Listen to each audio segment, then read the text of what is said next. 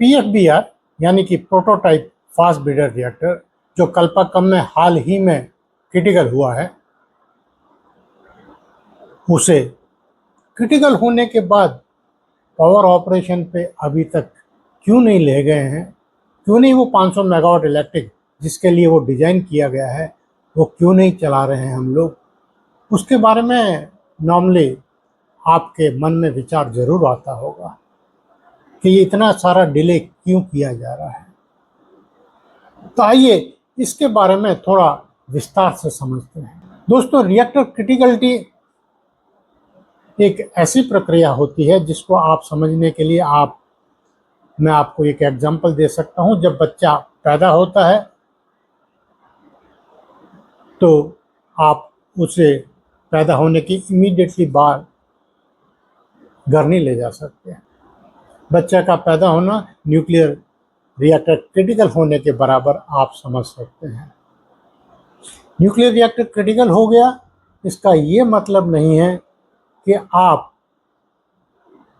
की हर चीज आगे सही है। इसी तरह जब बच्चा पैदा हो जाता है, डॉक्टर उसका पूरा इन्वेस्टिगेशन करता है, उसकी हार्ट बीट देखता है, उसके लंग्स चेक करता है, उसके ईयर, नोज, आईज सारे सेंसेशन चेक करता है, हाथ पैर सही काम कर रहे हैं कि नहीं कर रहे हैं। जब पूरी तरह सेटिस्फाई हो जाता है और कुछ दिन हॉस्पिटल में रखता है, उसके बाद ही उसे डिस्चार्ज करते हैं। इसी तरह जब न्यूक्लियर रिएक्टर पहली बार क्रिटिकल हो जाता है तो आपको डेमोस्ट्रेट करना पड़ता है कि जो हमने डिज़ाइन किया गया था वो चीज़ें सारी सेफ है या नहीं है। वो काम जो हमने रिएक्टर को डिज़ाइन करने के लिए सेफ्टी फीचर जो हमने कंसिडर किए थे वो सारे चीज़ें सही है या नहीं है। उसके बाद ही आपको परमिशन दी जाती है ERB द्वारा, रेगुलेटर द्वारा, कि आप अब आगे बढ़ सकते हैं। न्यूक्लियर इंडस्ट्री में 3 ग्रुप है, 3 विभाग हैं जो कि बहुत ही इम्पोर्टेंट होता है। एक होता है डिजाइनर, वो मैकेनिकल डिजाइनर भी हो सकता है, टरबाइन डिजाइनर भी हो सकते हैं और सिविल डिजाइनर भी हो सकते हैं। और एक डिजाइनर जिसके बारे में आप बहुत कम जानते हैं, वो कहलाता है न्यूक्लियर कोर डिजाइनर, जिसे न्यूक्लियर फिजिसिस्ट भी कहते हैं। और दूसरा group nuclear operator. Nuclear operator वो जो कि न्यूक्लियर रिएक्टर को प्रचालन करते हैं, जो न्यूक्लियर रिएक्टर को चलाते हैं।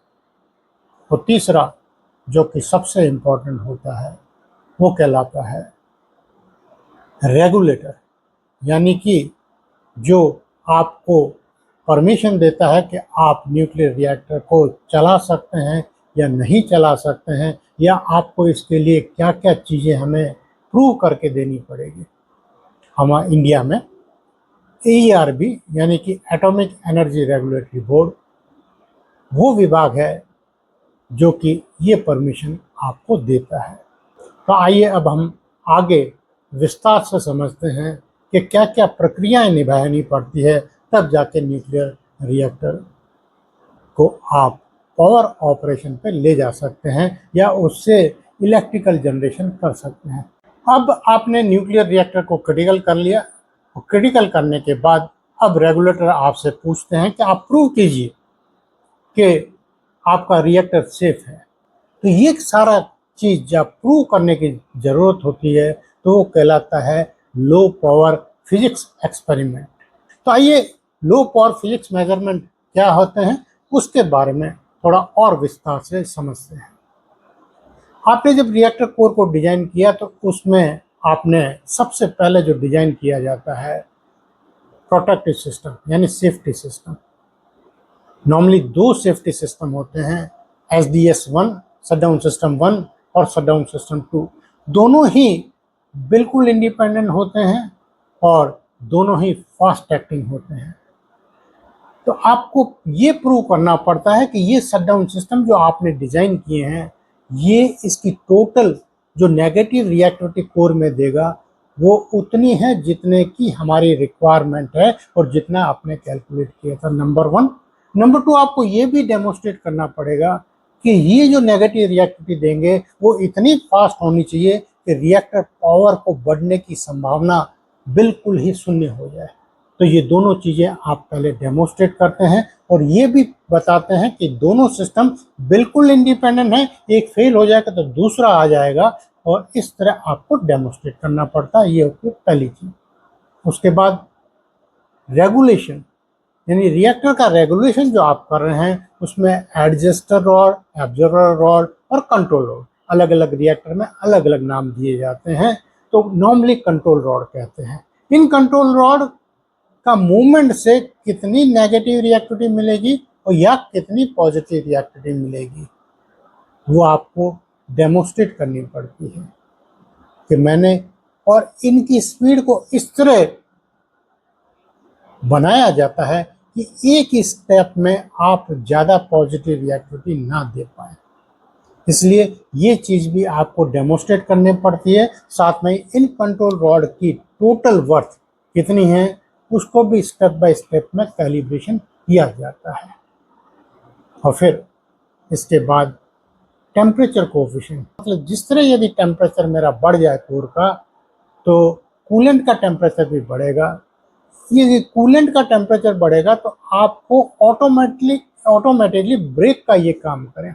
ऑटोमेटिकली ब्रेक का काम करें मतलब नेगेटिव रिएक्टिविटी दें और पावर को बढ़ने ना दें। तो ये चीज़ आपको टेम्परेचर कूलेंट का बढ़ा के डेमोस्ट्रेट करनी पड़ती है कि ये चीज़ मेरी रिएक्टर कोर में अवेलेबल है, और जिसके लिए मैंने जो नंबर आपको दिए थे वो नंबर इसके साथ मैच कर रहे थे।